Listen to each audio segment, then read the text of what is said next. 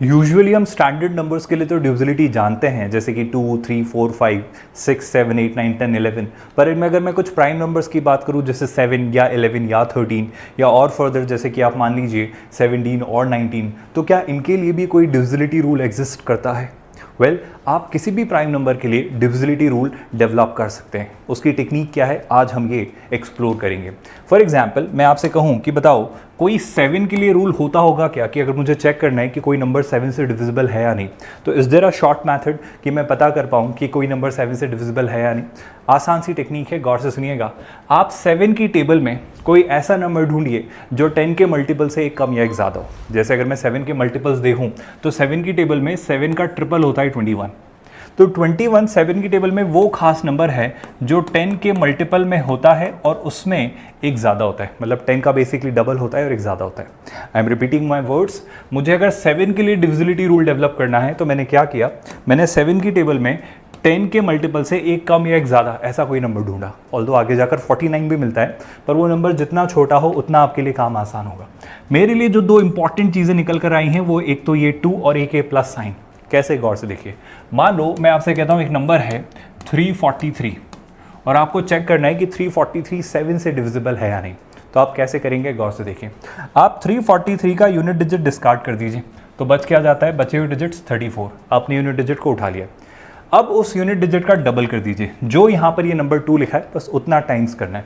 तो अगर जो मेरे पास यूनिट डिजिट था 3, तो अगर मैं 3 का डबल करता हूँ तो वो आता है 6। बड़े गौर से देखिएगा। दूसरा काम आपको ये करना है कि यहाँ पर जो साइन था वो साइन था प्लस।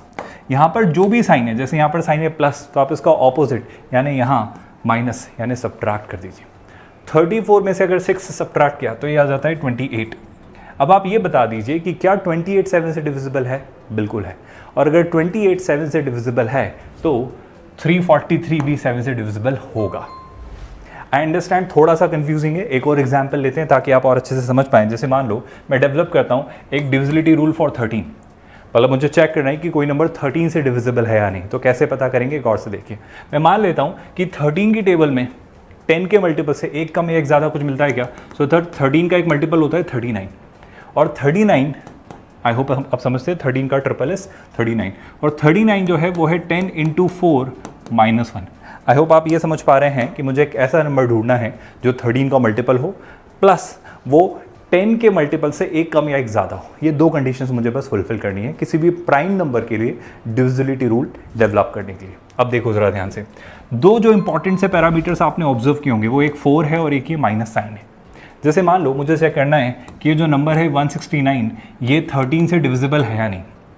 दोबारा आपको यूनिट डिजिट को डिस्कार्ड करके बचे सारे डिजिट्स लिख देने हैं। यूनिट डिजिट क्या था? 9। उस 9 का करिए 4 टाइम्स। 9 का क्या कर लीजिए 4 टाइम्स, तो 9 का 4 टाइम्स हो जाता है 36। आई होप आप समझ पा रहे हैं 9 का 4 टाइम्स कितना हो जाता है 36।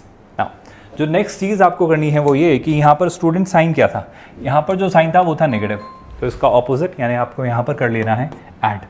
अब अगर मैं आपसे कहूँ चीज़ें देखिए तो 6 + 6 हो जाता है 12, कैरी 1 यानी हो जाना है 5, और मेरा मानना है 52 13 की टेबल में आता है। तो अगर 52 13 से डिविजिबल है तो 169 भी 13 से डिविजिबल होगा। On the basis of this can you give me the rule for either 17 और 19?